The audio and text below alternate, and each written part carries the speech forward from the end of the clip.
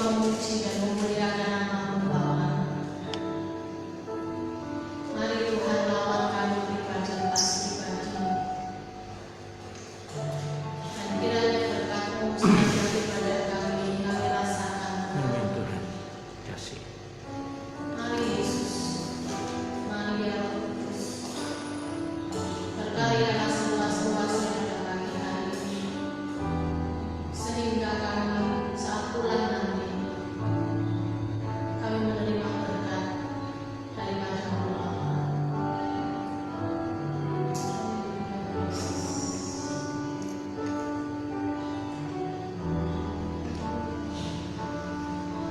Yesus kemuliaan-Mu penuhi hati kami.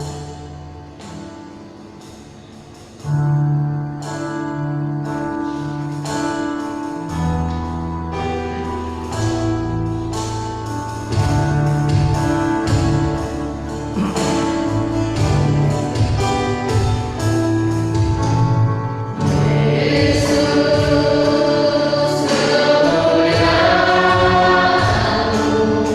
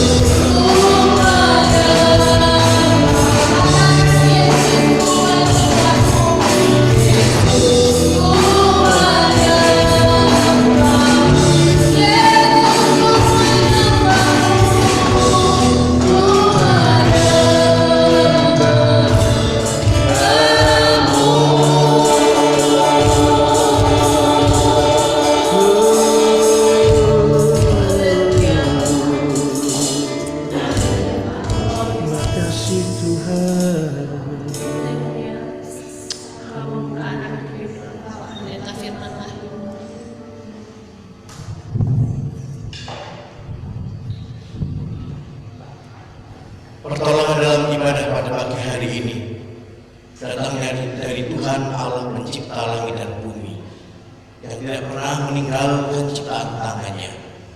Turunlah atas kita sekalian anugerah dan damai sejahtera dalam nama Allah Bapa, dalam nama Tuhan Yesus Kristus Sang Putra, dan dalam pimpinan Roh-Nya yang kudus dari awal hingga akhir ibadah pada pagi hari ini. Kiranya berkat Tuhan dicurahkan atas kita. Amin. Terima kasih Kak Firman. Silakan duduk kembali Bapak Ibu. Kita akan bersyukur untuk setiap kasih karunia Tuhan dalam hidup kita. Jikalau satu hari ini kita boleh ada, itu semua karena kasih dan kemurahan Tuhan. Kita bersyukur untuk setiap berkat Tuhan. Kita bersyukur untuk kasih kemurahan yang kita dapatkan, bukan hanya dari Tuhan tetapi dari orang-orang di sekitar kita. Kita akan bersyukur untuk itu semua. Namun sebelumnya kita angkat satu pujian. Satu hari lagi Kau beri padaku.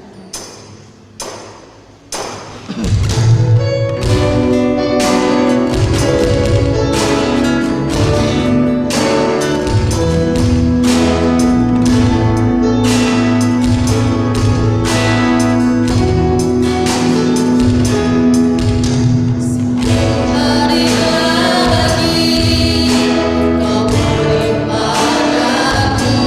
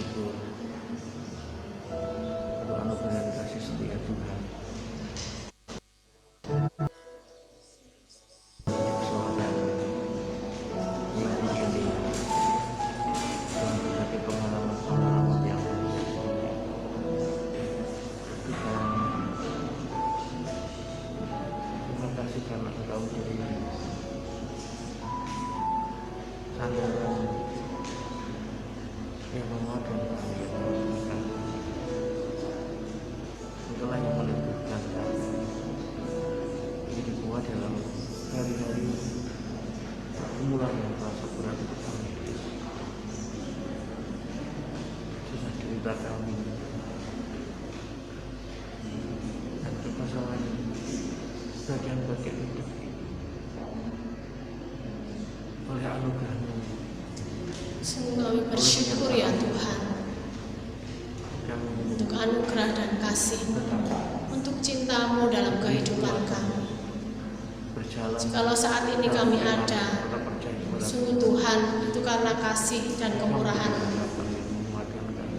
Terima kasih Tuhan untuk setiap berkat Tuhan dalam kehidupan kami. Lepaskan kami berjalan sendiri. Terima kasih untuk orang-orang yang mengasihi kami. Terima kasih untuk orang tua kami.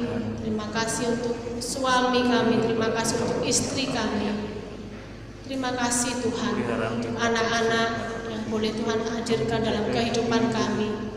Terima kasih untuk orang-orang yang mengasihi kami, orang-orang yang menasehati kami. Tuhan memberi kepada kami. Terima kasih Bapak, terima kasih Tuhan. Kami sungguh bersyukur karena kasih-Mu begitu nyata dalam kehidupan kami. Masa-masa sulit boleh kami lewati, tetapi topangan tangan-Mu Tuhan tidak pernah meninggalkan kami. Kami juga bersyukur untuk setiap tantangan, masalah, pergumulan yang boleh hadir dalam kehidupan kami. Karena satu hal yang kami yakini Tuhan, Engkau Allah yang tidak pernah berhutang sedikit pun kepada kami. Engkau Allah yang selalu menolong kami, yang selalu memampukan kami. Terima kasih Tuhan, terima kasih untuk cinta-Mu dalam kehidupan kami. Masih banyak Tuhan, kasih setia Tuhan yang tidak pernah kami bisa hitung dalam kehidupan kami. Tetapi inilah Tuhan doa ucapan syukur kami yang kami naikkan hanya di dalam nama Tuhan kami Yesus Kristus. Haleluya. Amin. Mazmur 95 ayat yang pertama berkata, marilah kita bersorak-sorai untuk Tuhan, bersorak-sorai bagi gunung batu keselamatan kita. Kita akan bersorak-sorai, kita akan memuji Tuhan dengan sukacita. Saya mengundang Bapak Ibu untuk bangkit berdiri, karena kita semua adalah umat pilihan Allah. Kita semua dipanggil untuk menggenapi firman-Nya. Mari kita semua umat pilihan Allah.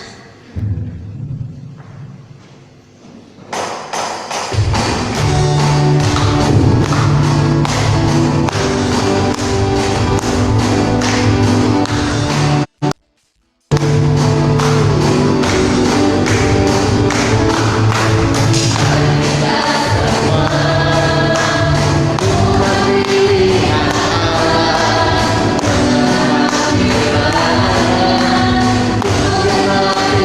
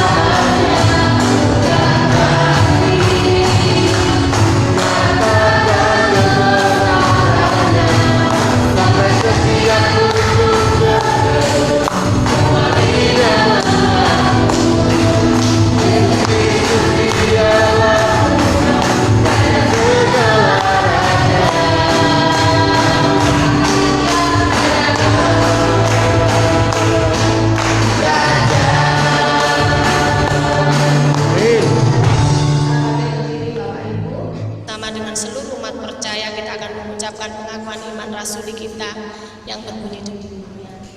Aku percaya kepada Allah, Bapa yang Maha Kuasa, langit dan bumi, dan kepada Yesus Kristus, anaknya yang tunggal Tuhan kita, yang dikandung dari Roh Kudus, lahir dari anak darah Maria, yang menderita sengsara di bawah pemerintahan Pontius Pilatus, disalibkan, mati dan dikuburkan, turun ke dalam kerajaan maut. Pada hari yang ketiga, bangkit pula dari antara mati, naik ke surga, duduk di sebelah kanan Allah, Bapa yang Maha Kuasa, dan akan datang dari sana untuk menghakimi orang yang hidup dan yang mati. Aku percaya kepada Roh Kudus, gereja yang kudus dan kamu, persekutuan orang kudus, pengampunan dosa, bangkitan tubuh dan hidup yang kekal. Amin. Silakan duduk kembali Bapak Ibu. Kita akan masuk di dalam doa syafaat kita. Saya akan membagi dua kelompok. Di sebelah kanan saya akan berdoa untuk gereja Tuhan di tempat ini, berdoa untuk Bapak Firman serta Ibu sebagai gembala sidang tempat ini, terus berdoa untuk tim pengembalaan, hamba-hamba Tuhan yang menolong kita untuk mengerti firman Tuhan, berdoa untuk hambanya Ibu Endah, Ibu Ruth, dan teman-teman yang lain yang selalu menolong kita, mengajarkan kita untuk selalu berharap kepada Tuhan. Terus berdoa untuk pelayanan di tempat ini, PPA, PPIA yang ada, kiranya Tuhan memberkati pelayanan itu dan dipakai untuk kemuliaan nama Tuhan. Kita juga berdoa untuk setiap jemaat Tuhan yang mungkin saat ini di masa-masa pandemi, masa-masa sulit ini masih berkumpul dengan rupa-rupa permasalahan hidup. Mungkin mereka berkumpul dengan masalah ekonomi, masalah pekerjaan. Kita terus berdoa untuk mereka, berdoa untuk jemaat Tuhan yang sembuh, yang saat ini sakit.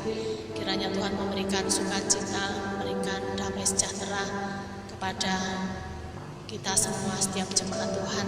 Terus berdoa untuk anak-anak sekolah minggu yang juga merupakan tulang punggung dari gereja kita di tempat ini, di mana kita tidak bisa melihat mereka, perkembangan mereka, tetapi kiranya Tuhan juga menolong, memberkati mereka lewat ibadah-ibadah sekolah minggu online yang telah dikerjakan. Kita juga berdoa untuk Kak Rini dan Mbak Agnes yang tidak kelihatan, tetapi mereka yang bekerja keras untuk mendistribusikan video-video gitu ya. Kami guru-guru sekolah minggu hanya merekam, tetapi beliau berdua yang bekerja keras untuk mengedit. Untuk saya pikir itu juga perlu didoakan gitu ya. Kiranya mereka diberikan sukacita untuk pelayanan sekolah minggu. Sebelah kiri saya akan berdoa untuk bangsa dan negara kita, berdoa untuk endemi yang masih ada di negara kita, bahkan di seluruh dunia. New normal yang diberlakukan tidak mengurangi jumlah pasien COVID, tetapi semakin hari juga semakin banyak. Mari kita berdoa untuk para pemimpin kita, Presiden serta staf yang ada, kiranya Tuhan memberkati langkah-langkah yang akan diambil, kebijakan-kebijakan yang diambil, kiranya Tuhan juga campur tangan. Berdoa juga untuk tim medis, dokter, perawat yang juga masih diberikan tugas yang cukup berat untuk pasien-pasien COVID ini. Kiranya Tuhan memberkati dan sukacita. Terlebih lagi kita juga akan berdoa untuk sistem pendidikan di negara kita, karena anak-anak yang sekolah belajar dari rumah. Saya sendiri gitu ya, sebagai ibu dari 3 anak yang semuanya sekolah dari rumah itu cukup kewalahan. Mari kita akan berdoa untuk setiap orang tua yang membimbing anak-anak yang belajar dari rumah ini, karena di Indonesia anak-anak memiliki pemikiran kalau di rumah itu libur gitu ya. Jadi orang tua cukup sulit untuk mengajak anak-anak belajar dari rumah. Mari kita terus berdoa untuk anak-anak kita secara khusus yang saat ini masuk di TK, masuk masuk kelas 1, kelas 7, kelas 9, kelas 10 yang harusnya mereka bersosialisasi bertemu dengan teman-teman baru, tetapi karena pandemi ini mereka tidak bisa untuk bersekolah seperti biasa. Mari kita berdoa untuk mereka sehingga sistem pendidikan di Indonesia boleh memudahkan kita para orang tua, apalagi orang tua yang tidak memiliki basic pendidikan yang tinggi. Mari kita terus berdoa untuk mereka, berdoa untuk bangsa kita secara khusus.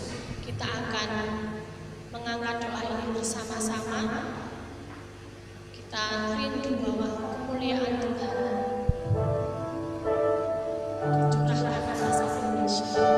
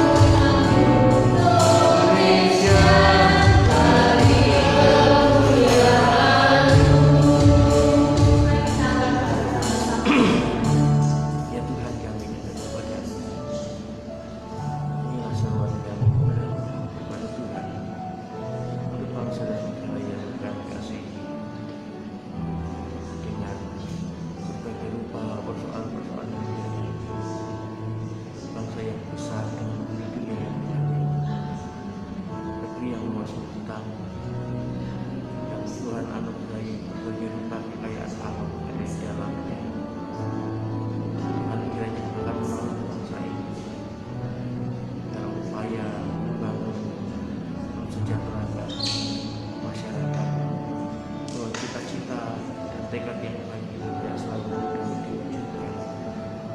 Ternyata berbagai tantangan, situasi, dan keadaan yang serba tidak menentu. Ayo kiranya Allah akan menolong kami pemimpin kami dengan kekuatan, berikan kepada mereka hikmat dan kecakapan untuk mengelola berbagai situasi, keadaan-keadaan yang berada di bangsa ini. Entah itu yang berupa masalah, tapi di sisi lain juga kasih karunia dan kekayaan alam yang Allah berikan sebagai model bagi bangsa ini untuk membangun dan menjalankan bangsa dan negerinya. Tuhan, kami berdoa, tolonglah memimpin bangsa kami, tentang mereka kesanggupan dapat berdiri sebagai pemimpin yang jujur di dalam kesempatan hidup sebagai penguasa oleh karena anugerah. Mereka melihat kesempatan ini sebagai sebuah waktu dan saat itu mereka dapat menunjukkan bakti dan pengabdian yang terbaik pada bangsa dan negerinya, mengerahkan segenap daya, kekuatan dan kemampuan untuk dipakai dalam upaya dan cita-cita mewujudkan kesejahteraan, keadilan bagi seluruh masyarakat Indonesia. Tuhan, kami berdoa kiranya Engkau akan menopang bangsa kami, menjadi bagian dari seluruh bangsa di bumi yang hari-hari ini terbunuh karena situasi pandemi dengan semua efek berantai yang ditimbulkannya, bukan saja persoalan kesehatan, tapi masalah sosial, masalah ekonomi, masalah politik yang juga turut terpengaruh dengan hadirnya situasi ini. Tuhan, kami mohon kiranya Allah akan menjadi hati yang mampu. Berkati upaya-upaya terbaik yang telah dilakukan pemimpin bangsa kami untuk mengatasi situasi keadaan ini. Engkau memberi perlindungan dan penjagaan, memberi hasil atas semua jeripaya yang telah mereka buat untuk menangani pandemi ini akan segera berhenti penyebaran. Tuhan, Kau kiranya juga akan menolong, memberi penjagaan dan perlindungan agar di tengah-tengah situasi di mana bangsa ini sedang berjuang, namun di sisi lain ada upaya-upaya orang-orang kelompok-kelompok tertentu yang hatinya dipenuhi dengan kejahatan, hatinya dipenuhi dengan rancangan-rancangan yang licik mengganggu situasi keamanan bangsa ini. Mereka yang tidak pernah berhenti mendatangkan duka dan lupa-lupa kesulitan kepada bangsa ini sebelum apa yang menjadi cita-cita dan harapan-harapan, ambisi-ambisi dari kelompok mereka itu tercapai. Tuhan, Kami mohon perlindungan dan penjagaan-Mu akan melepaskan bangsa ini dari bahaya yang mereka timbulkan. Kami mohon pemeliharaan kasih sayang Tuhan akan mengukurkan bangsa ini dari semua tipu daya, tipu muslihat dan kehancuran yang mereka rancangkan, khususnya apa yang mereka rancangkan terhadap kami anak-anak. Tuhan, kami berdoa untuk menolong, untuk menolong. Demikian juga yang berdoa dan mengingat tim medis, mereka yang berada pada garda terdepan untuk merawat pasien, menangani situasi dengan satu resiko bahwa mereka juga akan dapat tertular oleh penyebaran virus. Tuhan, kami berdoa memberikan penjagaan dan perlindungan.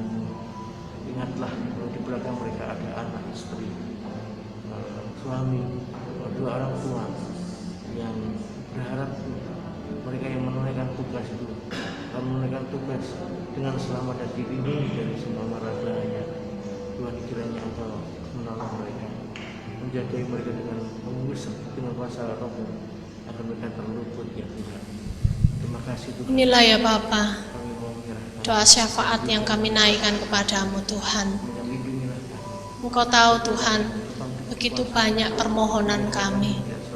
Karena keterbatasan kami Tuhan, kami tidak dapat menyebutkannya satu persatu. Tetapi satu hal yang kami tahu bahwa Engkau Allah yang peduli dan Engkau Allah yang mengerti kami. Terima kasih Bapak, terima kasih Tuhan. Terima kasih Tuhan. Kami naikkan setiap doa syafaat kami ini hanya di dalam nama Tuhan kami Yesus Kristus, Juru Selamat kami yang hidup. Haleluya. Amin. Tiba saatnya kita akan mendengarkan kebenaran firman Tuhan yang akan disampaikan oleh hambanya, Bapak Pendeta Firman Wahyu. Kita akan angkat satu pujian, Ku ingin mengenalmu Tuhan.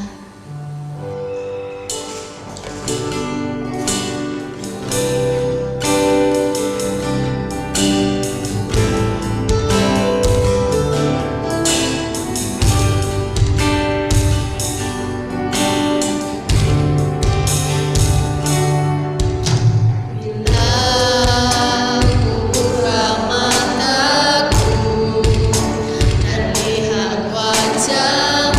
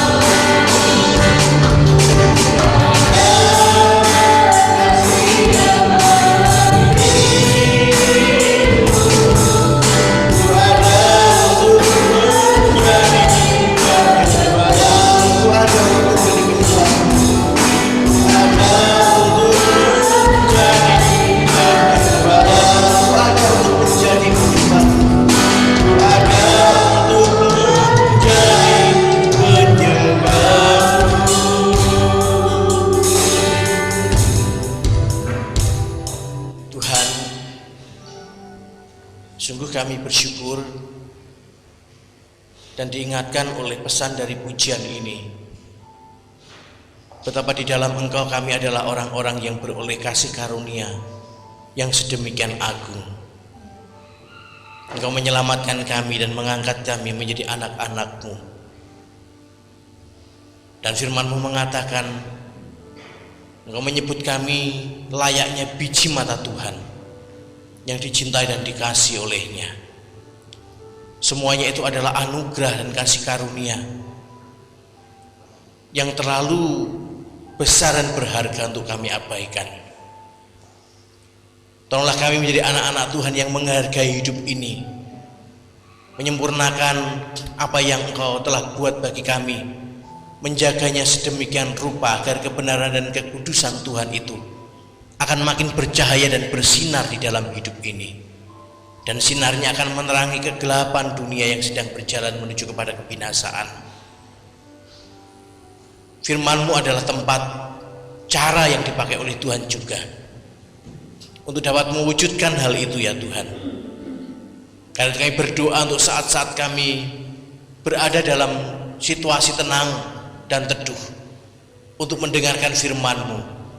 Berikan kepada kami hati yang sesungguh-sungguhnya kami serahkan dalam pimpinan dan penyertaan Tuhan untuk dapat mendidik dan mengajar kami hari ini dengan nilai-nilai kebenaran yang datang dari surga, yang sekalipun itu disampaikan lewat perkataan dari seorang manusia yang sama lemahnya seperti kami, namun kami menghargainya sebagai pengajaran dan didikan dari Tuhan sendiri, yang kami perhatikan, yang kami patuhi, kami taati menjadi jalan-jalan hidup yang akan kami laksanakan di dalam hidup ini. Mari Tuhan, kiranya Engkau akan berkarya dengan kuat kuasa Roh Kudus-Mu pada hari ini, supaya kami sekalian dimanapun kami berada akan diberkati dan dilawat oleh firman-Mu. Terima kasih ya Tuhan, kami berdoa dalam nama Tuhan Yesus. Semua yang percaya katakan amin. Puji Tuhan. Bapak Ibu, silakan duduk. Kita bersyukur kepada Tuhan oleh karena perlindungan dan penjagaannya lah yang membuat kita tetap berada dalam keadaan yang aman di tengah-tengah berbagai situasi yang tidak menentu. Kalau seandainya kita cukup giat membaca berita gitu ya, mengintip kehidupan di luar sana, pandemi masih terus berjalan gitu ya. Bahkan ada kecenderungan di provinsi di mana kita berada, Jawa Timur, ya, kondisinya tidak semakin baik. Nah, karena itu bagi kita sekalian ya kita berkewajiban untuk ikut menjaga, mendorong dan juga mendukung upaya-upaya yang dilakukan oleh pemerintah bangsa ini, khususnya Provinsi Jawa Timur, Kota Malang lebih khusus lagi, ikut ambil bagian bagaimana mengerem penyebaran. Paling tidak ketika kita disiplin untuk diri kita sendiri, kesanggupan dan kedisiplinan kita menjaga diri kita sendiri juga menolong orang lain, kita jaga dan kita lindungi gitu ya. Nah, itu sejenak intermezzo ya, pendahuluan sebelum kita mendengarkan firman Tuhan. Mari kita akan buka Alkitab kita sekarang. Dalam Kejadian pasal 6 ayat 9 sampai 14. Sebenarnya kisah mengenai apa? Ini kita akan bicara dan belajar dari pengalaman keluarga Saleh, keluarga Nabi Nuh gitu ya. Tapi karena perikop cukup panjang kisahnya, saya memenggal untuk mengajak kita membaca pada pasal 6 ayat 9 sampai yang ke-14 saja. Kejadian pasal 6 ayat 9 sampai 14. Bapak Ibu di rumah juga bisa membuka Alkitabnya masing-masing gitu ya. Sudah ketemu Bapak Ibu? Ya, kita baca. Riwayat Nabi Nuh. Inilah riwayat Nuh. Nuh adalah seorang yang benar dan tidak bercela di antara orang-orang sejamannya. Dan Nuh itu hidup bergaul dengan Allah. Nuh memperanakkan 3 orang laki-laki, Sem, Ham, dan Yafet. Adapun bumi itu telah rusak di hadapan Allah dan penuh dengan kekerasan. Allah menilik bumi itu dan sungguhlah rusak benar, sebab semua manusia menjalankan hidup yang rusak di bumi. Berfirmanlah Allah kepada Nuh, aku telah memutuskan untuk mengakhiri hidup segala makhluk, sebab bumi telah penuh dengan kekerasan oleh mereka. Jadi aku akan memusnahkan mereka bersama-sama dengan bumi. Buatlah bagimu sebuah bahtera dari kayu gofir. Bahtera itu harus kau buat berpetak-petak dan harus kau tutup dengan pakal dari luar dan dari dalam. Beginilah engkau harus membuat bahtera itu: 300 hasta panjangnya, 50 hasta lebarnya, dan 30 hasta tingginya. Buatlah atap pada bahtera itu dan selesaikanlah bahtera itu sampai sehasta dari atas, dan pasanglah pintunya pada lambungnya. Buatlah bahtera itu bertingkat bawah, tengah, dan atas. Sebab sesungguhnya aku akan mendatangkan air bah meliputi bumi untuk memusnahkan segala yang hidup dan bernyawa di kolong langit. Segala yang ada di bumi akan mati binasa.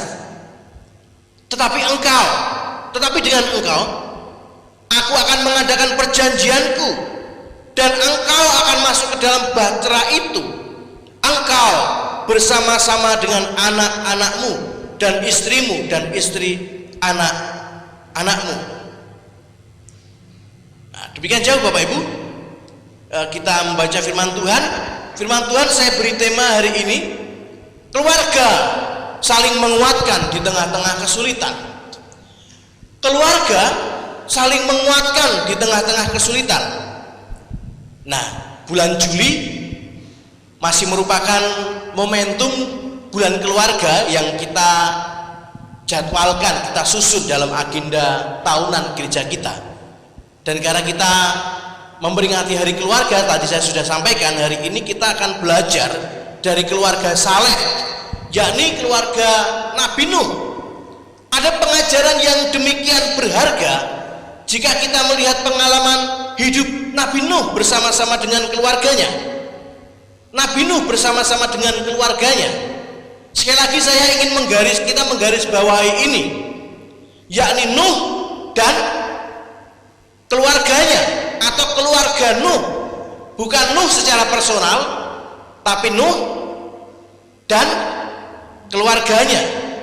Nah, karena pengalaman besar dan dahsyat yang dicatat oleh Alkitab itu adalah pengalaman yang dihadapi secara bersama-sama sebagai keluarga, gitu ya. Nah, tadi kita membaca seperti dicatat oleh Alkitab bahwa di zaman Nabi Nuh, Tuhan memilih mengambil sebuah tindakan yang demikian radikal, demikian tegas sebagai respon dan tanggapan Tuhan terhadap kejahatan dan dosa yang seperti sudah tidak mampu lagi direm, gitu ya. Karena manusia demikian menjadi jahat dan liar dengan kejahatannya itu di mata Tuhan. Maka kemudian Tuhan mengambil satu tindakan dengan menenggelamkan seluruh kehidupan dengan datangnya air bah, banjir yang sedemikian besar sampai gunung-gunung yang tinggi sekalipun tidak lagi bisa menjadi tempat untuk manusia selain keluarga Nuh itu diselamatkan, betul ya? Karena disebutkan semuanya ditenggelamkan oleh Tuhan. Nah, keluarga Nuh saja yang beroleh kasih karunia di hadapan Allah, keluarga Nuh saja yang diselamatkan dari kebinasaan. Nah, bukan tanpa alasan mengapa keluarga Nuh itu diselamatkan oleh Tuhan. Karena kalau seandainya tadi kita membaca di pasal 6 ayat 9, disebutkan di sana bahwa Nuh hidup sebagai apa Bapak Ibu? Sebagai orang yang benar, sebagai orang yang tak bercela di hadapan Tuhan. Lalu kalau seandainya kemudian kita lihat tadi di pasal 6 ayat 17, kita belum sempat baca tadi ya. Pasal 6 ayat 17, di sana disebutkan bahwa Tuhan pun mengikat perjanjian dengan keluarga Nuh. Tuhan mengikat perjanjian bukan saja kepada Nuh secara personal, tapi dengan seluruh keluarganya. Nah, Bapak Ibu, kita sadar dengan benar bahwa bukan satu perkara yang mudah menjaga keutuhan keluarga untuk hidup sebagai keluarga yang saleh di tengah-tengah lingkungan masyarakat yang membudayakan kejahatan sebagai cara hidup. Ini adalah situasi yang benar-benar tidak mudah. Tidak semua keluarga menjadi keluarga yang sanggup bertahan mengelola situasi yang bukan saja membuat ayah atau ibu atau anak-anak gitu, terpelihara dalam satu jalan hidup yang lurus sebagai keluarga, ya, keutuhan keluarga yang semua orang di dalamnya itu adalah orang yang mengasihi Allah. Tidak gampang, tidak mudah. Nah, karena itu kita melihat Alkitab sendiri mencatat jujur, tidak menutup mata. Ini loh, Alkitab disebut kitab suci, bahwa dosa, kelemahan-kelemahan, kegagalan-kegagalan yang bahkan ada di tengah-tengah hidup orang-orang yang mencintai Tuhan pun Alkitab tidak menutup mata. Gitu ya. Artinya Tuhan itu menegakkan keadilan seadil-adilnya. Tidak ada orang yang dibelanya ketika berbuat dosa, ketika melakukan pelanggaran. Dan Alkitab mencatat ini. Ya, tidak menutup mata terhadap ketimpangan iman. Ya, sekali lagi, ketimpangan iman yang terjadi kepada keluarga-keluarga hamba-hamba Tuhan, orang-orang yang saleh. Tapi kesalehannya itu hanya berhenti sampai level kepada iman pribadinya, bukan sampai kepada level kesalehan yang diwariskan atau dihidupi oleh semua keluarganya. Satu contoh, ya, satu contoh Bapak Ibu, kita lihat Daud, betul ya? Daud itu adalah seorang yang Alkitab sendiri mencatat namanya sebagai seorang raja yang saleh. Bahkan Daud itu dipakai sebagai standar, ya, standar orang benar untuk mengukur menilai raja-raja setelah Daud. Kalau seandainya ada raja baru, ya, maka disebutkan di sana, ia hidup seperti Daud bapak leluhurnya. Atau misalkan kalau ini raja yang jahat, maka ditulis ia tidak hidup seperti Daud leluhurnya. Daud adalah orang yang saleh. Kita membaca itu di dalam Mazmur-Mazmur yang ditulisnya, betul ya? Cintanya yang begitu dalam, rasa haus terhadap perkara-perkara rohani. Digambarkan bahwa ia seringkali terganggu kalau ia sebaliknya kehilangan waktu dan kesempatan untuk datang ke rumah Tuhan. Saya berharap hal ini juga mencerminkan hidup kita, ya.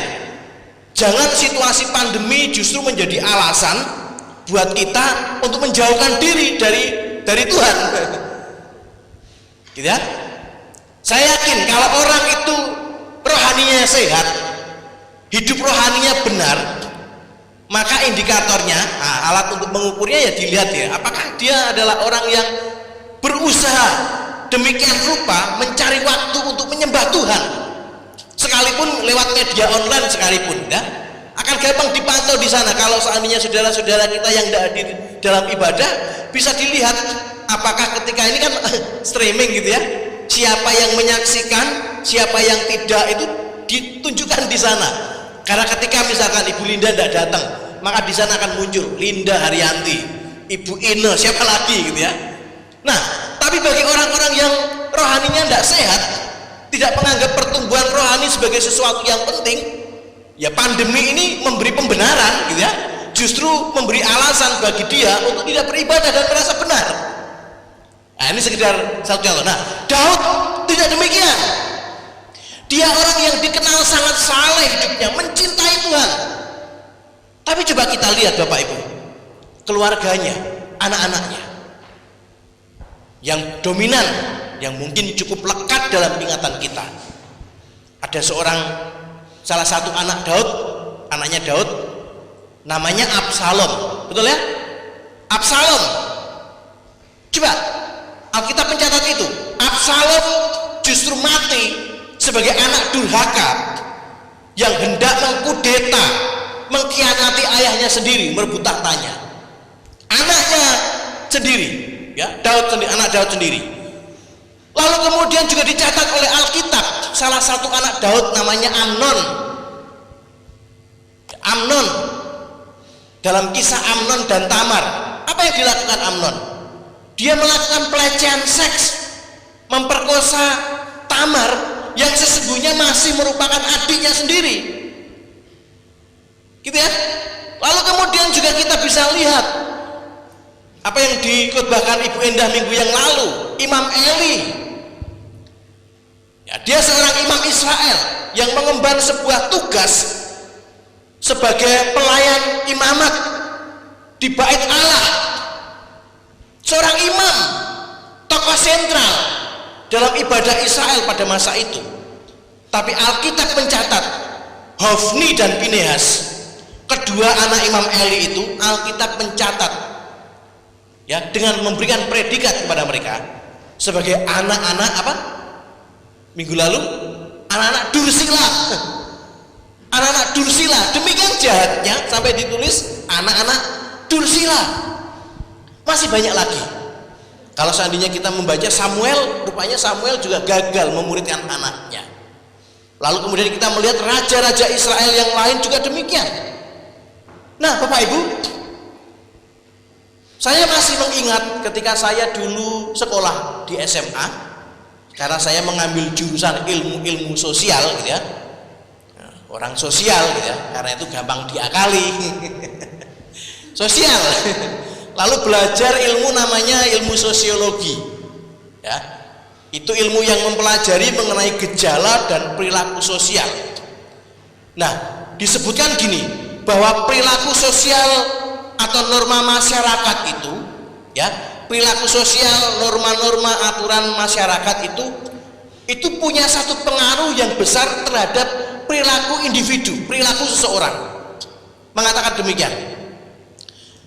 Jadi perilaku sosial, norma-norma, aturan-aturan yang dikenakan dalam masyarakat itu punya pengaruh terhadap perilaku individu. Lalu kemudian Bapak Ibu ditambah dengan kenyataan begini, bahwa rasa aman, ya, rasa aman itu juga menjadi satu kebutuhan dasar manusia. Rasa aman itu tergolong masuk kategori sebagai kebutuhan primer. Nah, karena primer, kebutuhan pokok, maka manusia juga akan berusaha mendapatkan rasa aman seperti usahanya mendapatkan makanan, sebab itu kebutuhan dasar. Betul ya? Kebutuhan dasar, maka harus didapatkan. Karena itu Bapak Ibu, untuk rasa aman itu manusia akan cenderung apa?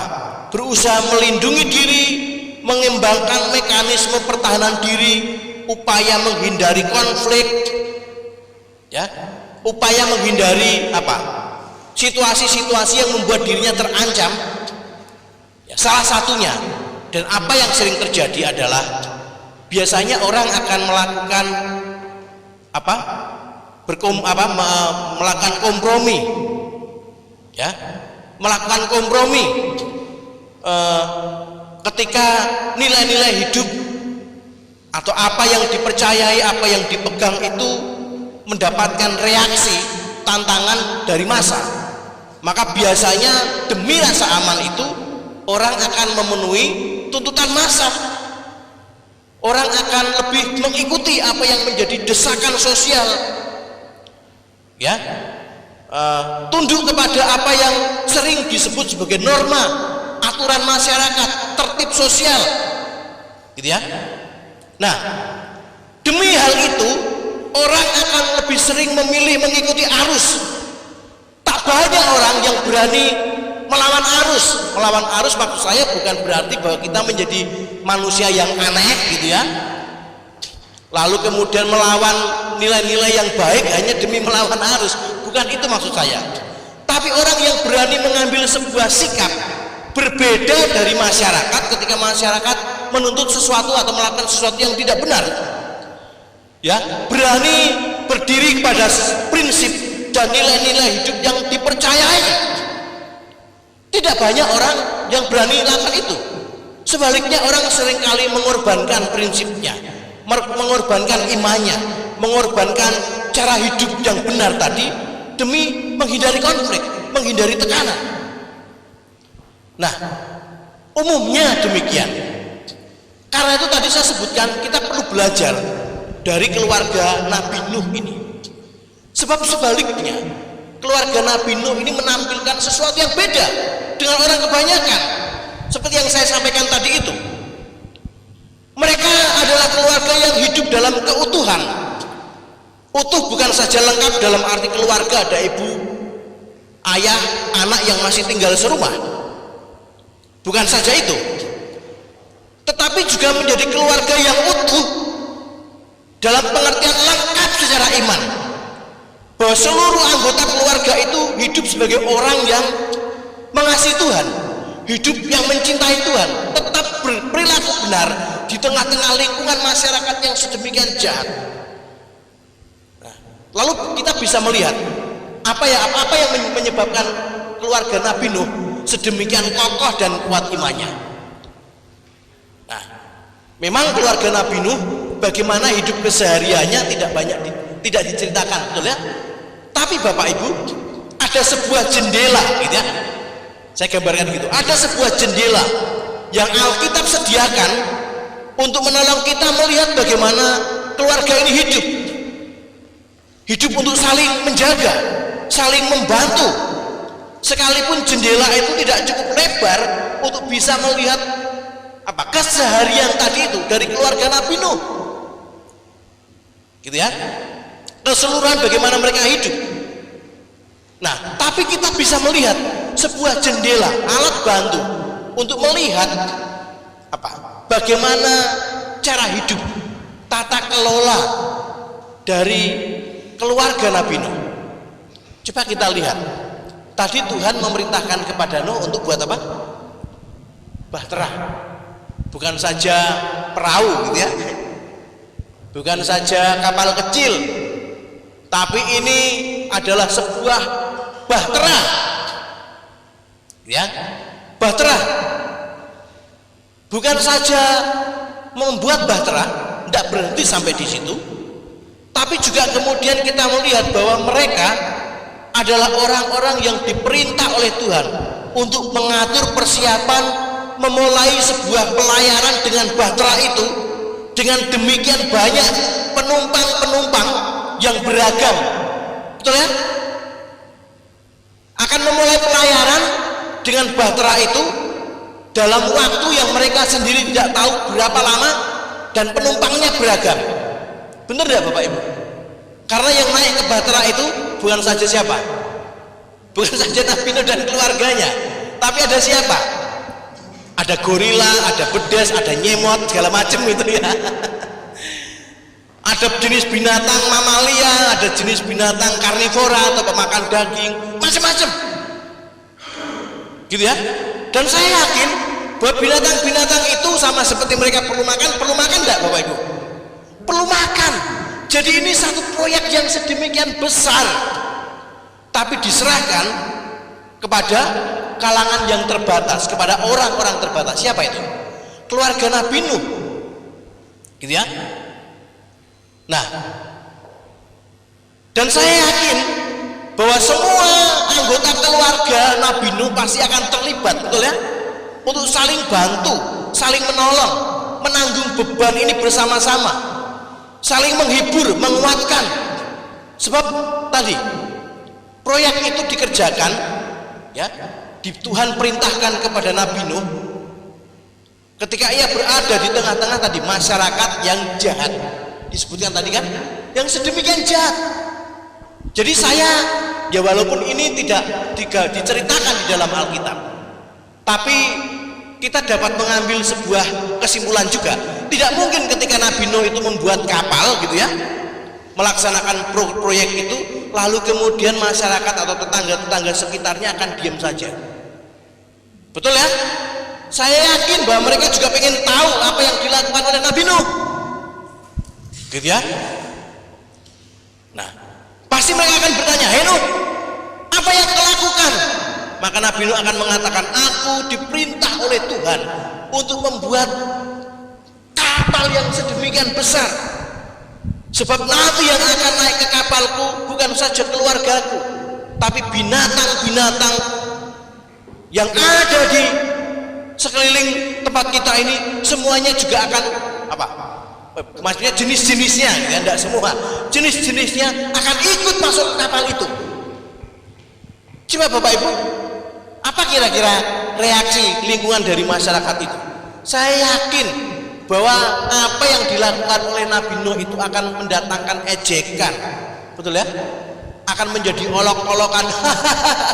Nuh buat kapal, ya, kapal yang besar yang katanya nanti binatang-binatang akan naik karena Tuhan akan mengirimkan banjir, bahkan yang akan menenggelamkan Gunung Semeru, ya. Masuk akal Bapak Ibu? Lalu kemudian ketika orang bertanya, "Bagaimana Tuhan kamu bisa mendengarkan suara Tuhanmu?" Ya. Akan mendatangkan cemoohan Bapak Ibu, gitu ya.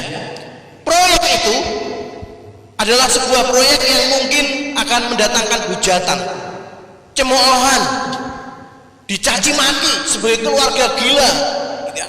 Sebagai keluarga abnormal, ya. Membangun bahtera yang sedemikian besar dengan tadi itu alasan-alasan yang tidak masuk akal, gitu ya.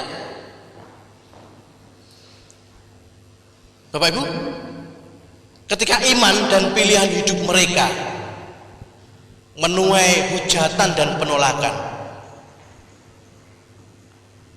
maka secara bersama-sama mereka adalah keluarga yang saling menguatkan, saling membantu. Saya yakin bahwa Nuh,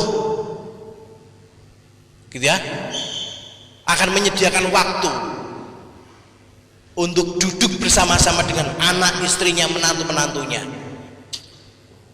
menghiburkan mereka, menguatkan mereka supaya imannya tidak rontok karena caci makian, ya. Imannya tidak gugur karena ejekan-ejekan, tantangan, gangguan-gangguan dari mereka-mereka yang tidak mengenal Allah itu, dari orang-orang sekelilingnya. Saya yakin bahwa keluarga Nuh ini adalah keluarga yang saling bahu-membahu. Bukan saja tolong-menolong dalam artian menyelesaikan bahtera yang diminta oleh Tuhan, tapi justru bagaimana mereka saling bahu-membahu, menguatkan, saling melindungi untuk tidak menyerah dan sanggup bertahan di tengah-tengah situasi yang sulit itu. Nah, ini sebenarnya Bapak Ibu, maksud dari Allah yang sesungguhnya dengan membangun keluarga. Membangun keluarga. Bukankah di dalam keluarga, sekalipun ini adalah keluarga rumah kita, tapi yang hidup di dalamnya adalah orang-orang yang berbeda, yang unik satu dengan yang lain, betul ya? Yang mungkin bisa serupa tapi tak sama. Ada orang ketika melihat Andrew lalu kemudian berkomentar, "Wah, dideleng-deleng Andrew itu mirip bapake," ya, mirip bapake, sak mlaku-mlakune mirip bapake. Ada orang yang mengatakan begitu, dia bilang, "Ya jelas mirip bapake, masa mirip tonggone," gitu ya. Mirip bapake, ya mengidentifikasi Andrew sebagai mirip saya. Tapi walau demikian mungkin bisa serupa tapi tidak sama, betul ya? Kan, "Oh Rinca mirip Bu Gunawan," ya mirip tapi tetap tidak sama, gitu ya. Hidup orang-orang yang berbeda, unik satu dengan yang lain. Mungkin masalahnya juga beda-beda, tapi di sana, di keluarga itu, kita beroleh mandat untuk saling menjaga, saling melindungi, saling menopang, saling menguatkan. Keluarga adalah tempat di mana kasih yang kita terima sebagai anugerah dari Allah itu, ya, selanjutnya akan kita teruskan sebagai anugerah yang sama yang akan kita berikan kepada anggota keluarga kita yang pertama-tama dan yang terutama sebagai dunia kecil. Ya, sekali lagi, dunia kecil untuk menjangkau dunia yang lebih luas. Ya, jadi rumah kita adalah jendela dunia. Ya, di rumah kita hidup dengan benar, hidup dengan baik. Ya, ketika anak-anak dididik, didampingi dengan benar, ya, maka mereka menjadi anak-anak yang punya potensi, ya, mengubah dunia yang lebih besar di luar sana. Nah, karena itu inilah pentingnya mendidik, memberi teladan, memuridkan anak-anak. Ya, keluarga dirancang oleh Tuhan menjadi tempat memuridkan, ya, memuridkan generasi, mewariskan iman. Dan itu dimulai ketika anak-anak mendapati rumahnya adalah rumah apa? Rumahnya menjadi tempat di mana masing-masing orang yang hidup di dalamnya menjadi orang-orang yang saling menolong, saling membantu, saling menguatkan satu dengan yang lain. Bapak Ibu Saudara-saudara yang dikasihi oleh Tuhan, tiap-tiap kita adalah orang yang diutus Tuhan untuk berdiri dan berlaku sebagai lengan, berlaku sebagai pundak, berlaku sebagai bahu. Yang kehadiran kita dimaksudkan untuk menguatkan satu dengan yang lain, supaya jangan seorang pun menjadi lemah. Nah, kalau ini Allah perintahkan buat kita menjadi hal yang baik yang kita lakukan untuk orang lain, bukankah seharusnya untuk rumah kita, untuk keluarga kita, betul ya? Untuk keluarga kita. Seperti firman Tuhan yang diteruskan oleh Rasul Paulus kepada kita sekalian. Coba kita akan lihat di dalam Galatia pasal 6 ayat 1 sampai 12. Galatia pasal 6 ayat 1 sampai 12. Bisa minta salah seorang yang sudah menemukan membacakannya buat kita. Galatia pasal 6 ayat 1 sampai 2 maksud saya. Mohon maaf, bukan 12. Silakan. Galatia 6 ayat 1 dan 2. Pak Hadi bisa bantu bacakan?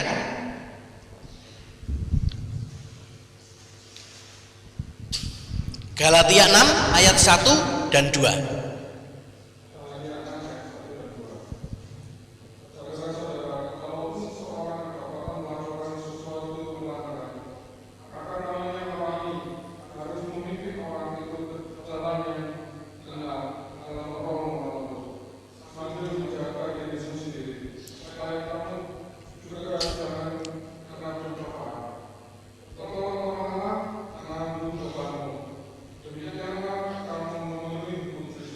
Ya, terima kasih Pak Hadi.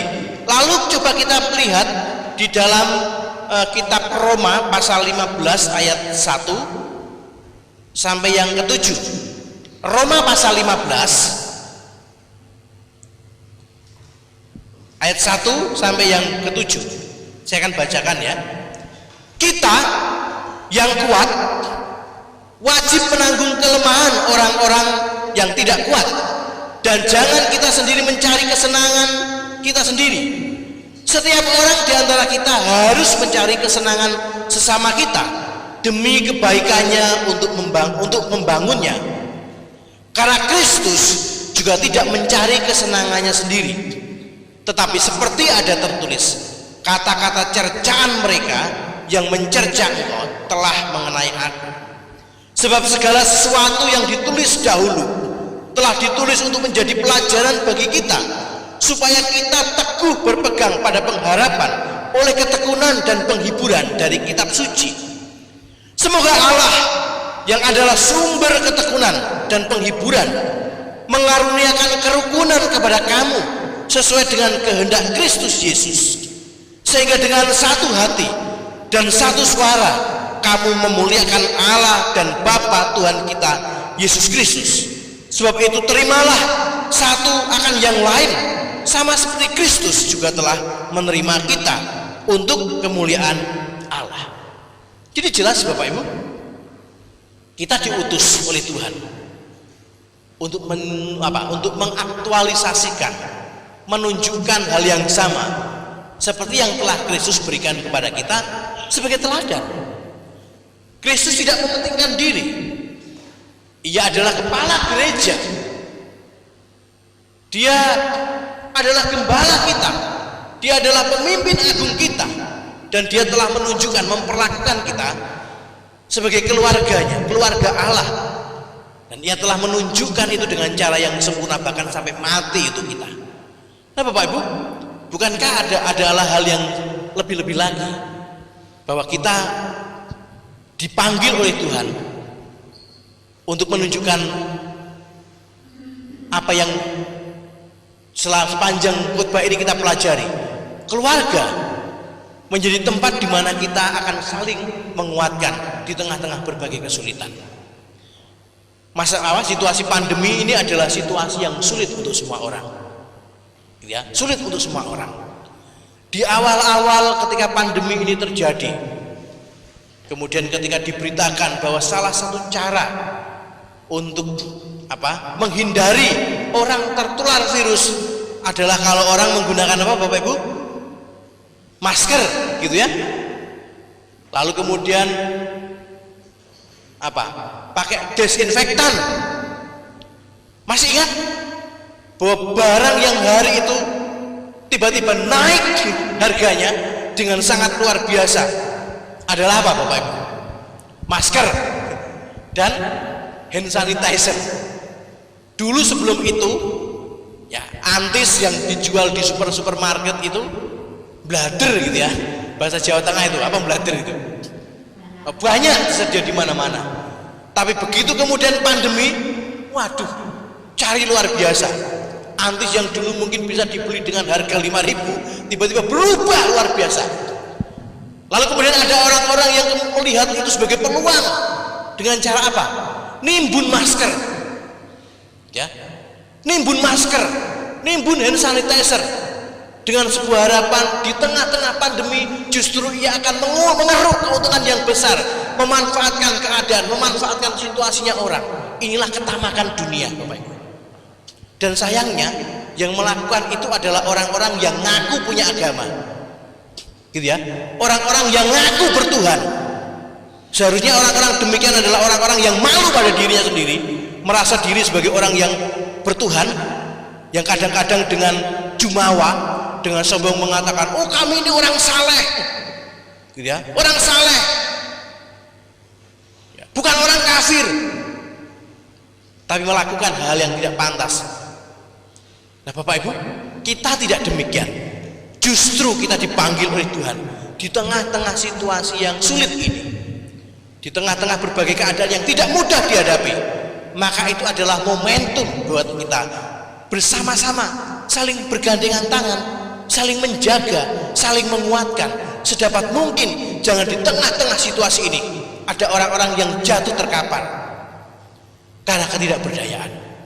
Keluarga kita adalah orang yang layak kita tolong pertama-tama, tapi jangan lupa juga menoleh sekeliling kita, keluarga kita, keluarga dalam kemanusiaan.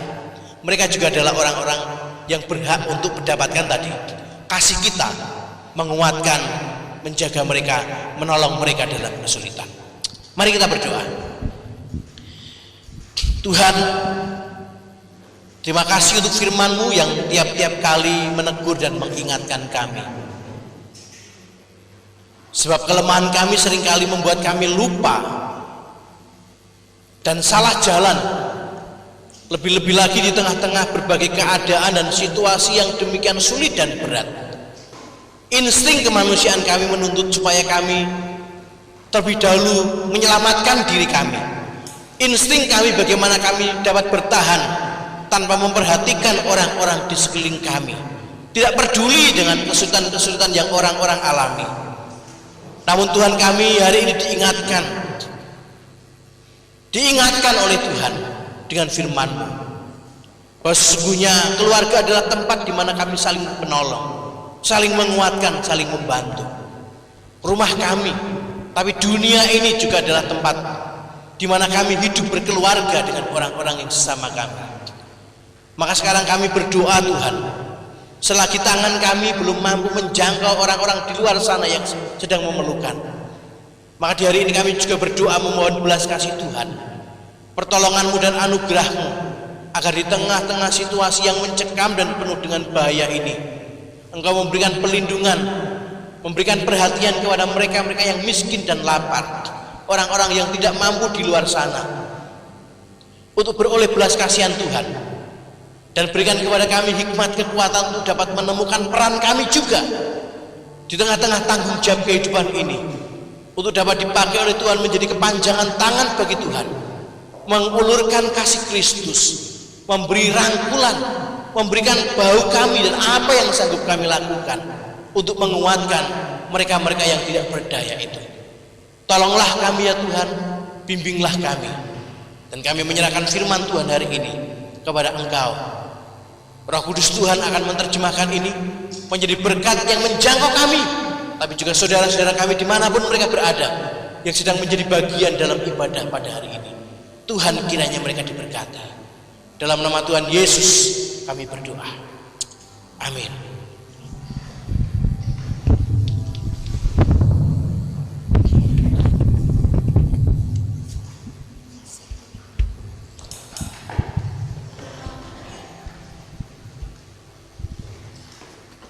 Kita telah diberkati oleh kebenaran firman Tuhan. Tiba saatnya kita akan memberikan yang terbaik. Kita akan memberikan persembahan kita. Mohon kesediaan Evangelis Fendi dan Kak Agnes untuk mengedarkan kantong kolekte.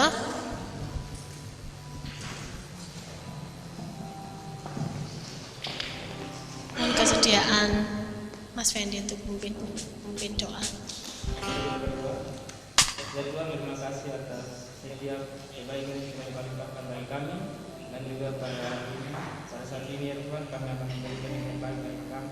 Engkau ya Tuhan, walaupun tidak sebanyak yang Kau berikan, tetapi dengan Kau berkati apa yang kami berikan ya Tuhan, ini pemberian kami ya Tuhan.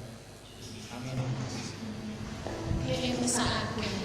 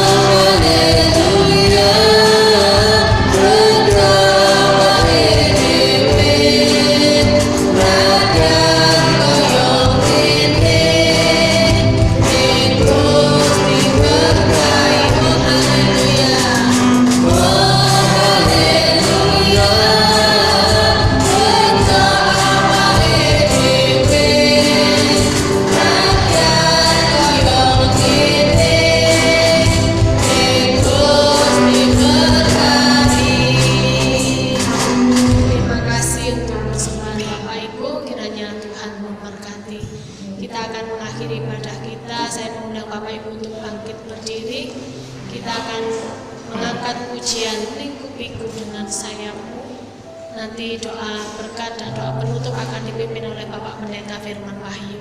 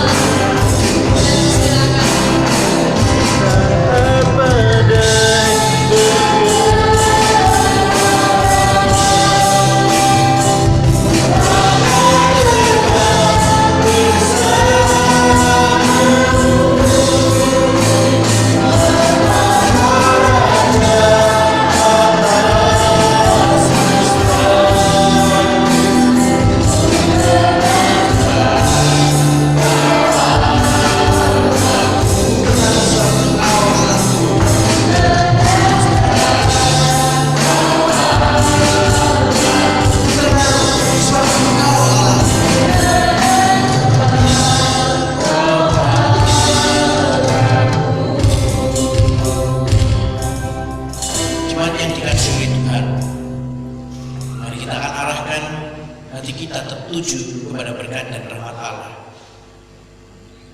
Ulanglah dan terimalah berkat Tuhan. Kiranya Bapa Pencipta langit dan bumi, Bapa Penolong kita, akan menganugerahkan kepada kita kuasa dan topangannya, dan mencurahkan kasih-Nya kepada kita melalui pengorbanan anak tunggalnya, Tuhan Yesus Kristus, yang menjadi gembala agung kita. Dan demikian juga kiranya kuat kuasa Roh Kudus akan menyertai dan menopang kita mengamalkan kebenaran, mengamalkan kasih persaudaraan dengan benar dalam hidup di tengah-tengah dunia ini.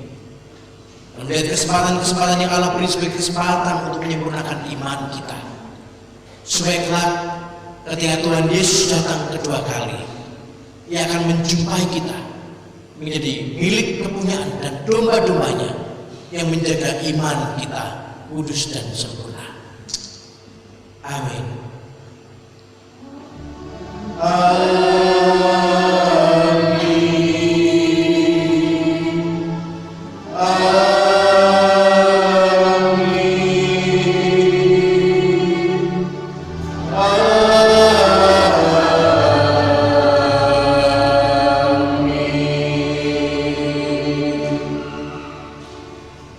Silakan duduk dan kita akan ambil satu persatu.